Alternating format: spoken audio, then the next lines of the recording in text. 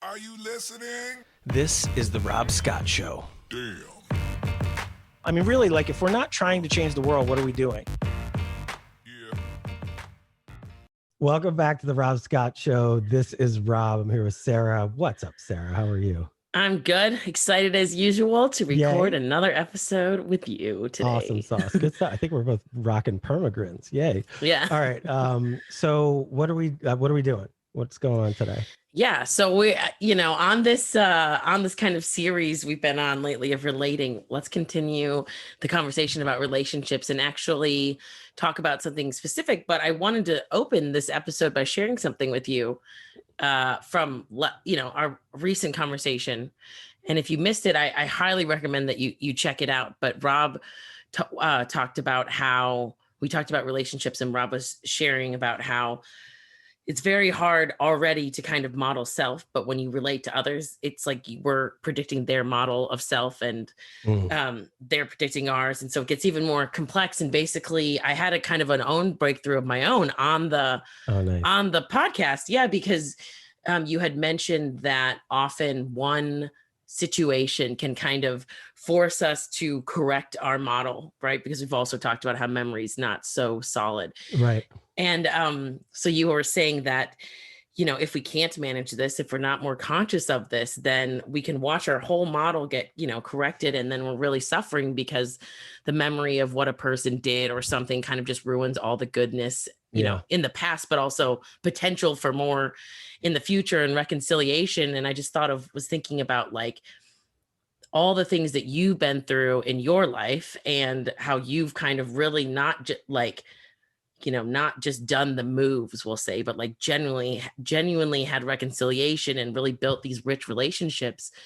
And how that's it was just really inspiring to me. And it made me think about particular people in my life that maybe that happened, right? Something happened in recent history, we'll say, that tainted I watched it just kind of change my whole model of who they are, and then create new beliefs and memories about them for me. And I just got off that, our last recording and thought, I think I could put some of that down, and I think that I can like let some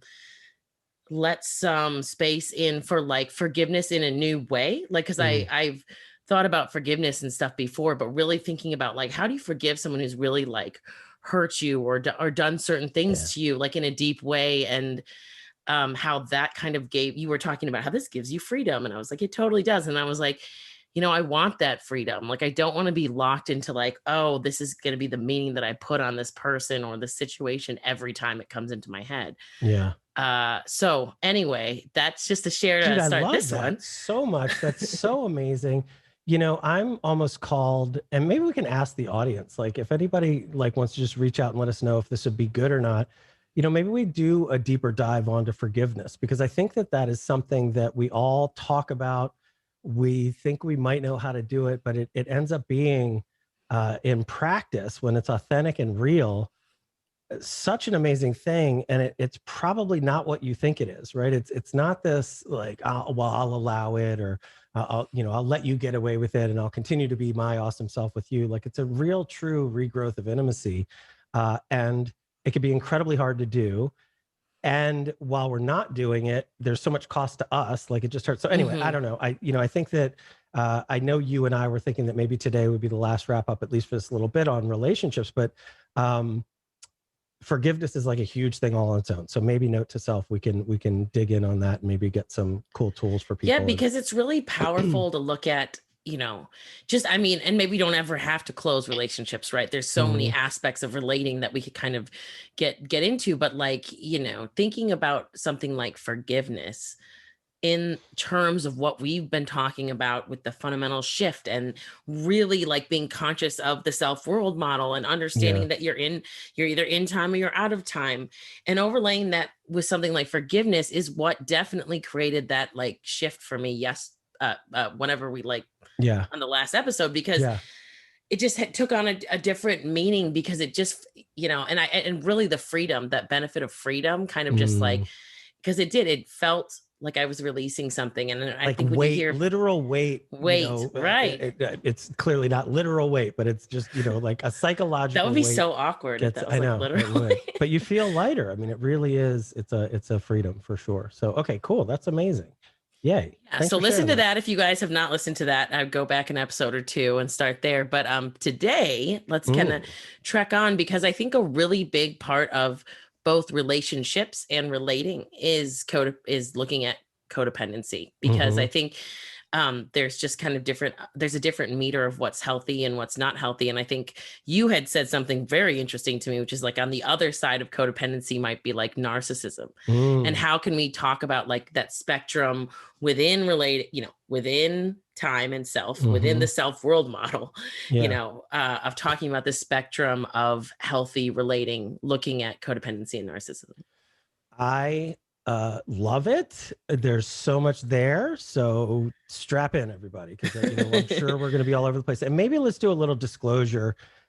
For me to understand so many of these complex things that have all kinds of nuance, I will be often generalizing and making categories that may or may not be exactly right. If you're listening for, oh, wow, that doesn't sound like narcissism. That's, neurotic people feel that too, or whatever, like, yes, you're right, because we're talking about really complex models. And even things like, the DSM-5, which is the, the manual for mental disorders that is, what psychiatrists and psychologists and all that, have to reference to look at these. There's a whole second part of that that is, hey, we don't want to abandon the old way we used to talk about mental disorders, but now, especially in like personality type disorders, they're clustering them because there's a lot of overlap between different diagnoses and things like that. And it's like, you're almost like picking from a menu. Well, I've got a little of that, but that's not me at all. And then that's really me, but I'm also in this other thing over here. Also, just being a human, we tend to do all of these things at times. And so like whether or not this is a disorder or not has a lot to do with its persistence, its history in your past, like how severe it is, how much it's affecting you. So all of these things are things that are on scales and on gradients that we can all slip into and out of. And as we talk about context changing, if you're under certain pressures, you may find yourself acting more narcissistic or lose yourself more into codependency or whatever. So let me open with a bit of a framework here, and we're going to back it up to, this model. Again, I'll mention Greg Enriquez. He really reinvigorated this model of mind, if you will, of sort of how the brain. And again, these aren't exact. Like the brain's a holistic thing. I really do want to just. This is not literal. This is just functional. Like, let's just think about it this way: that there parts of mind/brain that are very experiential and automatic and even unconscious. And we might label that the experiential brain. There is the private brain that, for us, we might equate that with Freud's ego, which is this kind of central part of the brain that's private. It's like your own diary. It's your own private thoughts. You may or may not choose to share those with other people, but they're what you know to be private and what you have, right? Your own personal subjective experience of things, and often your narration of that. Okay. And then there's this public brain, which is, again, back to Freud, is like that super ego thing, which when Freud was talking about it, he was talking about it like morality and all that stuff. But we could really think about that part of the brain as maybe more relational or other. In Enriquez's work, he's talking about the justification systems, but he's taking that all the way to how that affects the ego and our sense of self as well.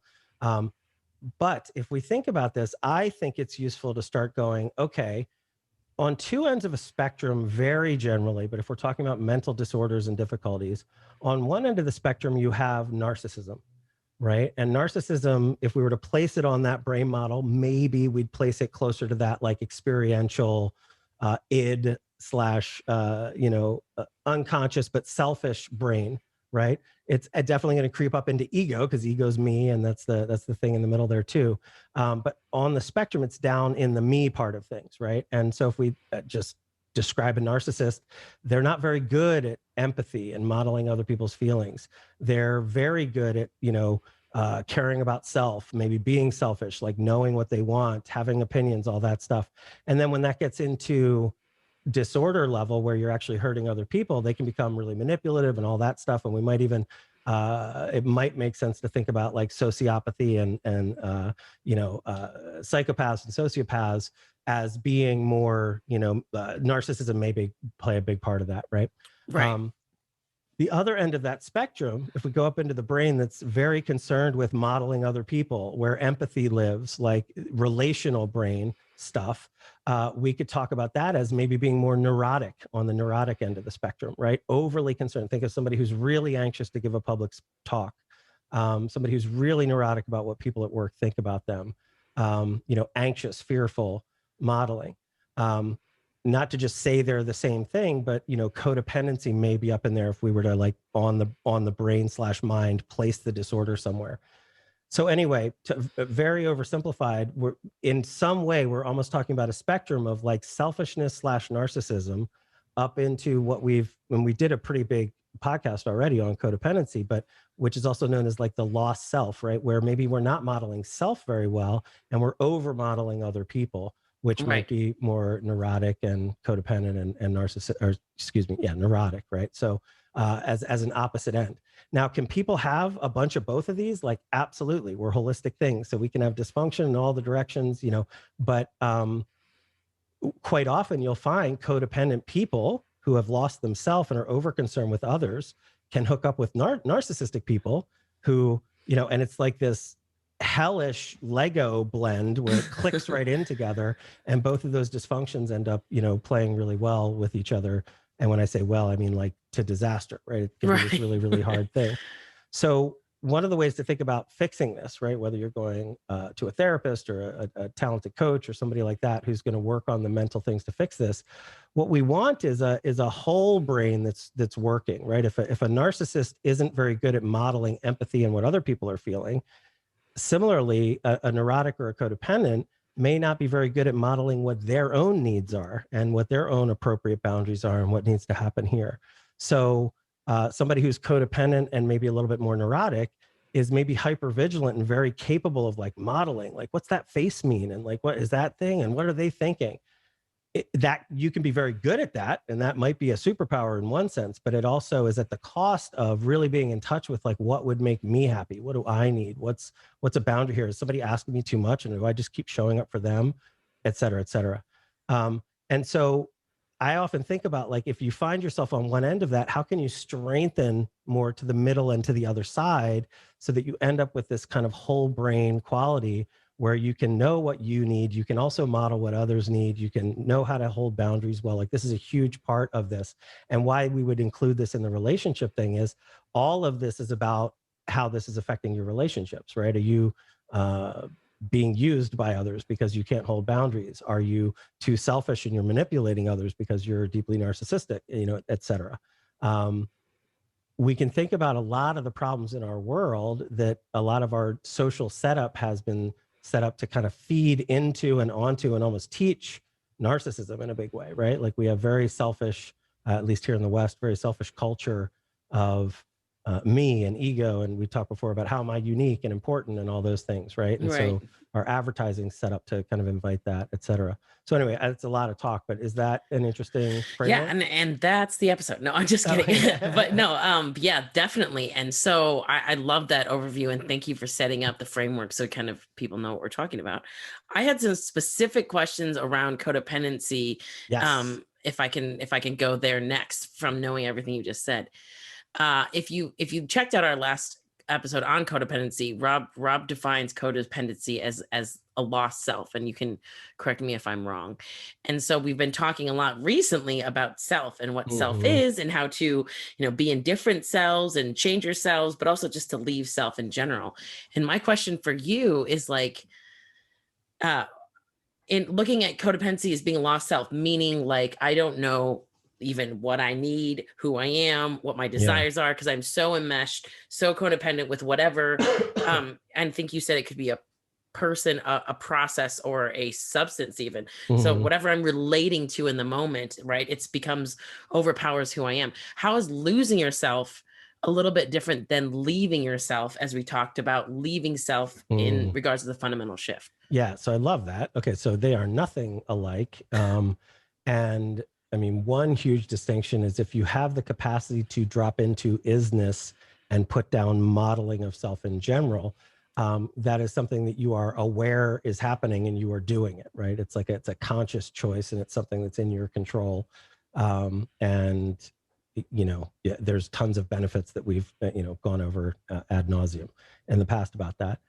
Codependency, in the way that we might talk about it as a lost self, is like, you didn't realize it happened. You know, you are now modeling everyone else almost over yourself. So the very standard thing, I'm probably repeating myself from that other episode, but it, you know, the standard way to tell is if you ask a codependent person, again, not like just labeling, like now you're permanently codependent. If you're Sure. So this is if you're expressing codependency, let's say, or if you're, you know, showing up in that way.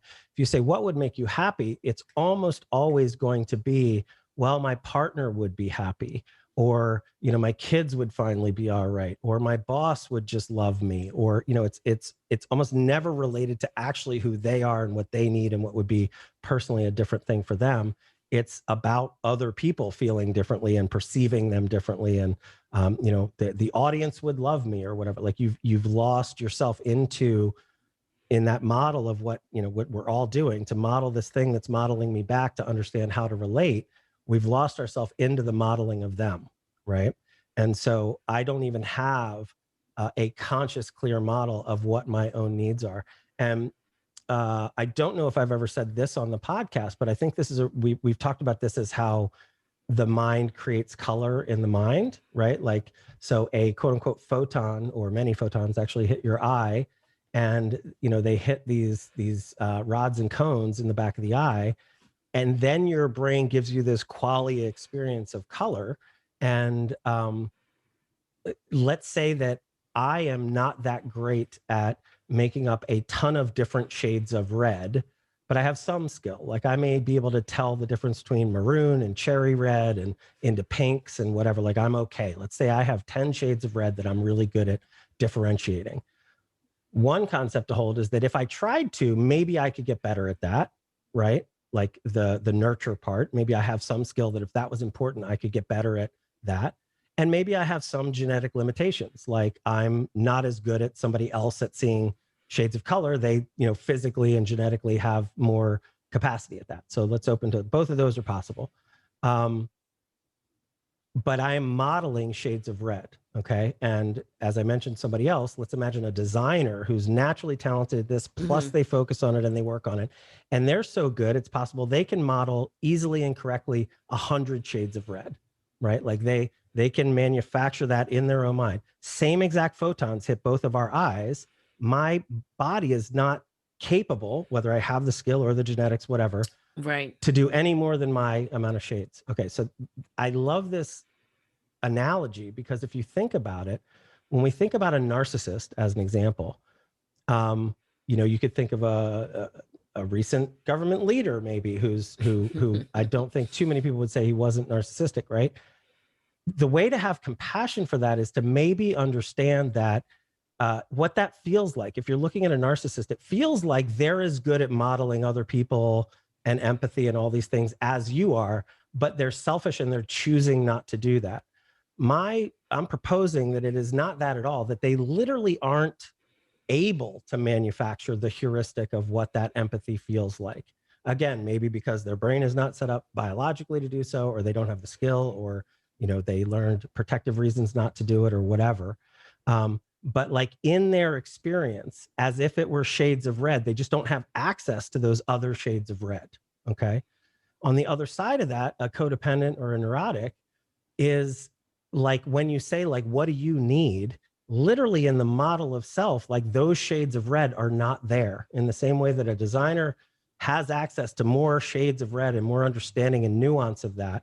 So some of the work to get these people better at these things, either to make you more empathetic if you're narcissistic, or more care about self and self-aware with boundaries and stuff if you're codependent, to move across that spectrum, is to gain this skill of being able to, in different circumstances and in different ways, actually see more shades of, you know, quote unquote, the red of your own experience, whether that be to be able to model empathy for others or to model care for self in different ways. Does that make I sense? see. No, yeah. And Sorry, actually it took so long to get there, but like, no, it does make sense, because really, like, and I like that you are bringing back in, narcissism, because I was thinking specifically of codependent not having any shades, but yes, having limited shades. I right. see the analogy there, I guess. And I apologize because I did not. And I want to go back to what that question was a little deeper, because I know I went on a total tangent there, but like, Oh, cool. Yeah. Because I was also going to ask you, kind of in that vein, addressing the original question of, how losing self is different than leaving self. I also wonder, do you have to know self in order to have the fundamental shift? That's a very interesting question. What do you mean by no self? What does that mean? So, and I don't mean to kind of make you reteach everything we just talked about, but talking about the fundamental shift and how there's a self-world model, and the fundamental shift is being able to be in isness and connection with kind of overall consciousness, and not in the self-world model. I'm thinking of a codependent or a narcissist, I guess, who has either no sense of self, or such a limited or, cemented self, that right, they might not even recognize that they're in a model. Does that make sense? Well, so almost nobody's recognizing that they're in a model, right? The model feels like reality for everybody. So the codependent is absolutely in a self-world model. The self part of that is not very loud for them. They are way focused on world. The world is part. Right? Okay, world is loud and important, and they are maybe not important, or not the focus, or not, they're not focused on them, right? For the narcissist, you could imagine they're also modeling the world, because that's what they have self-world model too, but their self is like super important, really matters. Other people don't matter. Like, why would another person matter? I'm what matters, right? Like, I'm the main thing on the stage, kind of feeling. Okay, so self-world is there. It's just which part is bright or big or important, or is holding the perspective and the focus. Okay, so to heal that self-world model, like leaving the fundamental shift out of it, just to get back to what everyone else is talking about, psychological health, right, is to have a balanced, wonderful love of self and other, and a good model that is, healthy and okay. Okay, does that make sense? That makes great sense. Yeah, that's a good distinction. So in a way, when you say the lost self of the codependent, it's nothing like the fundamental shift. It's not putting down the self-world model into isness at all.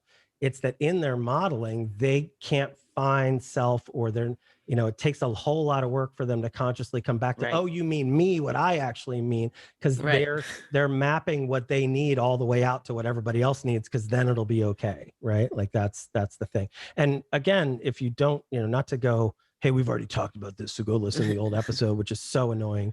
I will kind of restate that where codependency comes from in the the nurture side of things, like why that happens. The example I often use is a child who's growing up in an unsafe or bad family system. So I often use the alcoholic father who comes home and is dangerous. In this childhood time, where what should be developing is that healthy sense of self and safety and all these different things, to survive, that child has to put down the model of self to over care for what the father may or may not do, right? Drunk dad comes home. I can't just safely play with my blocks and be in my own space. I've got to think, did mom leave the dishes in the dish, or in the sink? So should I go run and take care of those? And so I'm immediately over modeling, how do I need to be to keep my dad's experience better so that we're all safe, right? Because I've seen, if he sees the dishes, he punches mom, and then he punches me, and So I lose myself out into, I have to manage his experience. Right. So again, deep oversimplification, but the codependent is often over managing everybody else's experience and trying to make sure they're okay. And if they're okay, that is the strategy that I will be okay. So that's the sense of the lost self in the codependent. Okay. Does that make sense? Yeah. No, that definitely helps. Yeah. And so what's different about the fundamental shift and leaving self is this capacity to leave time, goals, self-world model, come more directly into sense experience of this moment.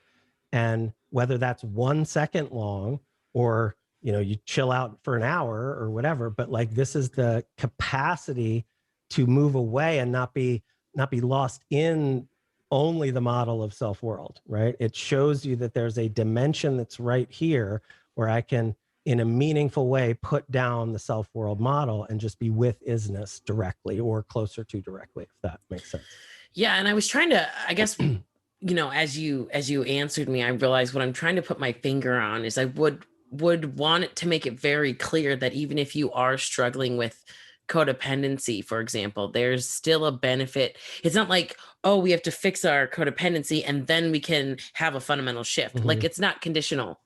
No, not at all. I mean, the function of realizing the self-world model as not the only way to be alive moment to moment is like, that's step one. Like, get there first. I mean, Okay. Now, if I'm working with people, that's not always what I'm doing first. Sure. With them. It doesn't have but it can be, right? Like, it's like, you could always start there. That is a deeply helpful thing to do, because what it does is it puts down the realness or the seriousness or the severity of all of the modeling that you've been doing unconsciously, like your whole life, right? So all the things that matter actually don't matter as deeply, Right. And so it turns down the volume on all of the problems and all of the goal achievement and all that stuff, which is pretty universally like a good thing to do, because you especially if like it's not working out and you're in some crisis, it's like the first thing to do is turn down that volume and get calm and control, right? So realizing, oh, I'm doing a lot of this, right? Like, yes, there's a world and things are happening in it, but like much of this concern and understanding is in my self-world model. So let me realize, oh, that's a model, right? Like that's this enormous wake up. Okay. And then you want to get good at running that model, right? Like and that's the grow up part of this, which is, how do I keep showing up, less narcissistic, less codependent, more, balanced? How do I have relationships where, because by the way, again, this complexity, you might be pretty close to healthy, but you're in relationships with a lot of people that aren't healthy, right? They're narcissistic or codependent or addicted or whatever.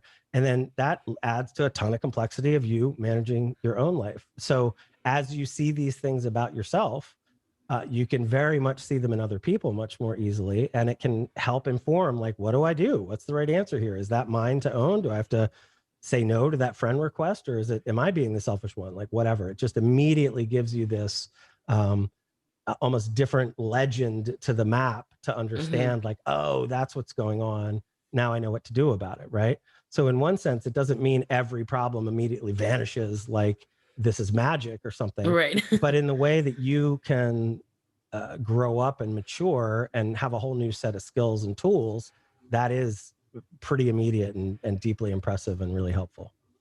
Yeah, it's funny. One time, I forget what we were talking about. You said to me when we were talking about meaning making, but I forget exactly when we had this conversation about how humans, to make meaning, have to like physically almost put things in places. And so it's just interesting to me because it helps me as apparently I can't make words today, as we've talked about the fundamental shift and now the self-world model. And now we're talking about relating, which is kind of within the self-world model of just kind of where to put it. And I love what you said about how we both get this like really real benefit to realize there's another way to be outside of the self-world model. And then separately, like we don't want to be bad at modeling. Right. Like we don't want to be narcissistic where we can't see any of the world, only us. And we don't want to be codependent where we only see, the world and we don't know and have any sense of self. So I guess we said before that it's subtle, like codependency is subtle. I would ask also, is narcissism as subtle, do you think? And like, how do we notice when either of these are happening? Yeah. So, sorry. The entire self-world model is subtle because lenses, because they're built to be invisible, because these are both like everything you see and kind of like not at all what you see. Like, God, what a horrible answer. Like it's kind of the right answer, but it's so yes, they're both subtle because when your self-world model is on, which is all the time now, like as you're listening to this podcast, as you and I are talking, like we're in a self-world model, not only does it feel totally real and right, I mean, maybe it's that second part. It feels right. Like I believe it. I'm correct, right? So as we talk about lenses and there's some distortion going on, the reason we call it a lens is that the lens is invisible. And so I'm actually perceiving something that may not be accurate, but my perception of it feels deeply accurate. Like that's what a belief is. I am assured of this meaning. I'm assured that this is right. So as you are being narcissistic in a moment, it feels like the right thing to do. Like it's not like obvious that you're making a mistake. Like you will in your language describe other people, and healthier, more balanced people will hear how you're describing something and be like, God, that doesn't sound right at all. Right. But to the person talking, it makes perfect sense. Right. So I don't even know how to model that very quickly, but it would be like, how dare they talk to me that way? And like, don't they know who I am? And all this stuff. And like, you can just imagine that like, as those words are coming out of your mouth, if you don't really model empathy or what other people think too directly or too well, that's like, you're just looking for like, your best friend's going to be the one who just like totally agrees and is like, yes, you're right. Well, who would fit really well into that is the codependent partner who's like, oh my gosh, honey, you're exactly right. They don't know who you are, whatever. And so now you've got this feedback system that you've surrounded yourself with into this delusion of self-grandiosity and importance and whatever, right? So the narcissist is also sometimes like the victim, even though they're victimizing others, but they don't own that or see that. Right. Okay. Right. So this is why, sometimes I talk psychologically, it's like a brain surgeon trying to do surgery on themselves. Like you kind of don't have the perspective always to see this for yourself. But what you can see often are the effects, right? Like yes. Are people treating you in certain ways? Are you, for the codependent, are you overworked and exhaustive and never have any time? Like you could check in. Do I know what I need and what I want? And if those are hard to answer without noticing, oh my gosh, all of these are about other people, those are some shortcuts to begin to see it. But all I'm trying to express is that in the experience of it in the moment, it feels right. Like all my problems feel totally real. And like, gosh, what if they think this about me? And as I'm lost in time modeling 2 years down the road, this thing's not going to work out. Like, oh my Lord. And it's like, none of that's happening, but I'm lost in it. Right. That's the being lost in it. So I don't know if that answers the question. No, it definitely does. And it's almost fun to me to kind of get this in a new way, because we've talked about codependency before and you've said, hey, this is very subtle. And I agree 100%. I'm like, yeah, it's like all of a sudden you realize, oh, I'm deep in this. I have no idea who I am. And I don't even know how I got here. And I never gave a thought to like, why is it subtle? And then, and if you guys have been listening along with me, all this conversation around how subtle the self-world model is, it's not that codependency specifically is subtle. It's like what you just said, the self-world model is subtle because of lenses, because of the way that we make meaning that's invisible, but it's also very like pervasive in how we, live our lives. And so it's like, oh, that's what you meant when you said codependency is subtle. Yes. And I was hearing, oh, well, I wonder why. I hope we get that figured out. I'm like, oh no. Yeah. It becomes the whole thing wrapped up in the self-world model. By the way, like, so let's celebrate that certainty, right? So one of the things about belief that I talk about is that you believe it to be true. So it's almost this mistake, if it's a mistake, if we talk about it like that, it's where you're mistaking truth for an opinion, right? You've got this opinion, but you're not aware it's an opinion. It just deeply feels like truth. So it's an assuredness of meaning. That is almost the function, I would argue, of the entire self-world model, right? So like, as humans have gone up and we've developed our own unique psychology that we could all probably agree is different than octopuses and dogs and whatever's going on with their psychology is something different than ours, because their senses are different and their capabilities are different and all that. So this human consciousness, this simulation that we all live in, is this enormous advantage, right? Along with language and other advantages that are very specific to humans. The part of it that is the advantage is almost the shortcut that is the mistake about it. And what I mean by that is that we talked about free will being this thing where I've got to make a decision at some times. Right. Okay. Right. So, and whether we find out later that that's some illusion or whatever, fine. But like, in my subjective reality, I've got choices. I've got like, do I go left? Do I go right? Do I stay with this person and marry them or break up? Like, do I, what's going to be my best thing? this really feeds into modeling time really well. I'm trying to learn from my past to get stuff and make good plans so that predictions about the right. future. So I have two big things I care about. My this moment to some degree, like I don't want to have just a horrible this moment, but one thing that's amazing about humans is I'll sacrifice this moment sometimes if I believe it's going to lead to a better future. So I'll go to school to get the education because I think I need the income to whatever. And so that's a huge advantage. Like we're modeling the future much better than other species are. And so we can plan and do things and, work on pyramids for however long that took to make a beautiful structure. Right. And, like humans are capable of incredible things because of time and modeling and because of all these things, right? That's awesome.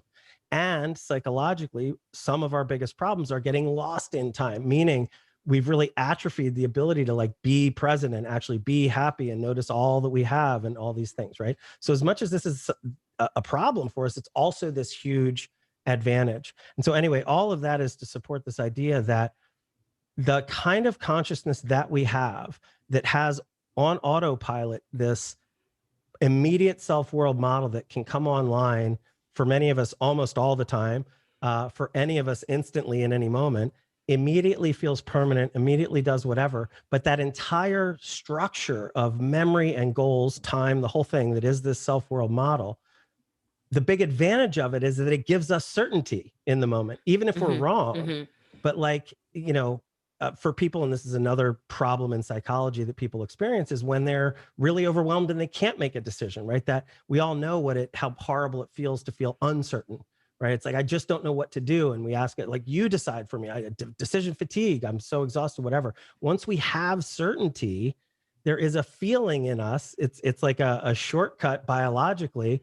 And I'm sure like dopamine and all the things like fire because of this, like that feeling of like, I've made my decision. Oh, it's okay. Yay. Right. There's this awesome feeling. And so it's almost like that entire model is there to be predictive, balancing, like, am I happy now? And will I be happy in the future? And then what do I do? Like, how do I decide? Right. And so the thinking and the modeling, the sensation extraction into emotions and all that stuff as push and pull in the good, bad plane of things, all of that is like the point of it is to get like this certainty. Right. And so then a whole big part of our work is to say, hey, there's a different relationship to that certainty that you can have to keep it there and keep it useful, but also like not get lost in it in a way, right? So I don't know if that's like an homage to the self-world model as we're also trying to help people escape it, but it's like, it matters, like it's there and it's important and it's got a deep evolutionary function. Does that make sense? It like weirdly makes me think of, I don't know if this is going to be goofy or not, but have you ever done like a white elephant where you open a gift and then you get it and someone can either take it and if they take it, you get to open a new one. And I don't know all the rules, but I was at a thing where that happened once. At a party, so and there's usually like a gift or two that are like awesome gifts and everyone's trying to steal it and everyone's trying to keep it. But the whole premise is, it's not like a one-to-one gift buying exchange. It's like pick up out of this pile of anything that's wrapped in any way, and that's going to be yours. And it's so fun because then you can get attached to what it is and then someone can steal it, or you can get attached to what it is and somebody steals it and you open something even better. And so as you're talking about beliefs, it's like if we could all treat our beliefs a little bit more like a white elephant game where, what we have in our hands in the moment very well could be like what ends up, we're walking home with and the best gift for us and whatever. But like at any point it could get switched out for something better, switched out for something worse. Like, it's the loosening of attachment, not the dissolving of beliefs that I think is such a nuanced but profound thing, right? Because it's still holding the same structure. I'm still talking. You're still a person that I'm looking at. We're still on this thing called a podcast. Yeah. But it's like if all of a sudden tomorrow they rebranded podcasts and they're called like, talking movies again or something, then I could adapt and I could kind of morph into it. And so attachment is just an enormous part of this, right? You might call it psychological grip. In Buddhist traditions, it's attachment. It's those kinds of things. Right. And, an enormous psychological superpower is non-attachment. but we want to stay in the middle space there rather than the absolute. It's not like absolute non-attachment to anything, although psychologically that we might talk about enlightenment in a way that's meaningful there, where you really can be very non-attached to all kinds of things. And I'm not throwing that out with the baby in the bathwater. But like the other side of that, over attachment has to go this way. I'm right. I know what this is. On whatever spectrum of narcissism to neurotic, I know they hate me, right? Like that kind of thing. And so that assuredness of meaning, where we're totally attached and totally stuck, whatever grip on reality we have in the self-world model, trusting it almost too much is where so much suffering comes from. Because what's going on is often this model of how it could be different and actually what is in whatever way. And we've always described suffering as not being able to accept what is, right? Being like, no, it should be different than this, right? And so that is all this skill of loosening grip, the skill of non-attachment, et cetera. And, just to always kind of play both sides. If you want to achieve a goal and do these things, some kind of insistence on, yes, I'm going to make this different thing happen and it matters and I care about it, is super useful, right? So like, so it's not just, become the other way and not attach and just be nothing to anybody and have no relationships and no history and don't care. But it's this wisdom within that so that we can be better, different people, more whole, more full, right? So let's think about, again, that neurotic all the way to narcissistic, right? Selfish to lost self, right? That spectrum. It neither are bad. It's just when they're imbalanced, it's not healthy. It doesn't feel good to us or others, and it doesn't help us relate very well. But when we can be whole, good at modeling others, knowing the model of self, and having a great skill of detached attachment or the skill of non-attachment is maybe the recipe. Yeah. And it's also like, oh wow, it just like came into my head and then totally left. Went. I talked too long. I'm sorry. Yeah. No, it's okay. I was also going to say, yeah. So if you look at attachment, I think that within the self-world model, that really is the game of balancing and not, elimination or like over claiming this is right. And it makes, when you say the self-world model, right? Like, if nobody ever has heard anything that you said and they come and they say, okay, personal development, I instantly think of like my person, right? Like myself not having this relationship with no self. And then, when you start to say self-world model, it's like, I was like, well, why don't we just talking about self? Because I don't know, really hear about to work on like my stuff. And I know things are out of my control, but I think that spectrum of codependency and narcissism really shows that if you aren't balanced, right? Like if that self world isn't working kind of on the right scale, like the outcome is that you're literally narcissistic and so in self, and then, or, codependent, so in world. And I think that's a great, if people are like me and kind of need places to put things, concepts in their brain, that's a great new kind of understanding of where those belong. Because it really does both matter. And it makes me think of when we talked about relating, and it wasn't just relational to people, because you've also talked about how codependency isn't always necessarily a relationship. It can be it can look like addiction or like workaholics or, it is world, right? It is right. World. It's very world. And an focused. Enormous part of world is other people, right? And right. Huge percentage is other people that we mostly care about. We also care about things. We also care about jobs. We also care about substances and these strategies to feel better, right? So addiction's another thing that's like in here and throughout. Addiction, just to oversimplify that, is an unhealthy strategy to manage our feelings and how we're doing here. Right. Codependency especially often shows up in bad family systems that have addiction in and out and around it. But you could also make the argument that it is or can be a form of addiction itself, right? So like work addiction would be I would argue in the family of codependency, let's say, right? Yeah, definitely.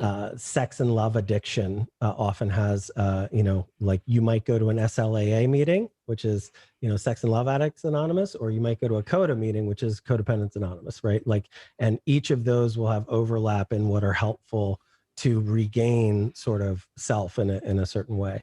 And, so again, not to overly simplify or overly mesh together things that do have distinctions and differences, but there is a lot of like really helpful generalization we can make about these and how, these families or clusters of psychological disorders kind of fit together. And then ultimately, like our favorite way to fix them is really fixing self-world model, really fixing the ability to get out of the self-world model. And those are some big shortcuts that help us go fast. I mean, that capability of kind of objectifying the self-world model by leaving it is kind of the key here, because when you were first talking about codependency and narcissism, you were like talking about spectrum. So of course I see one on one side and the other on the other side, and the line in between.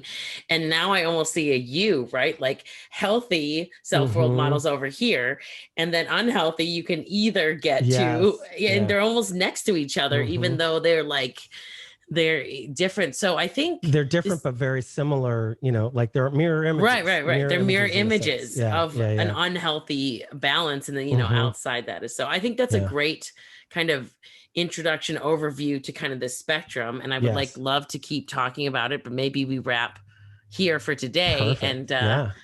And come back to it in the next episode. I love it. Let's do it. All right, everybody. Thank you so much for listening. It means the world to both of us. Be kind to yourself and everybody else. And we'll be back talking with you really soon. Bye-bye.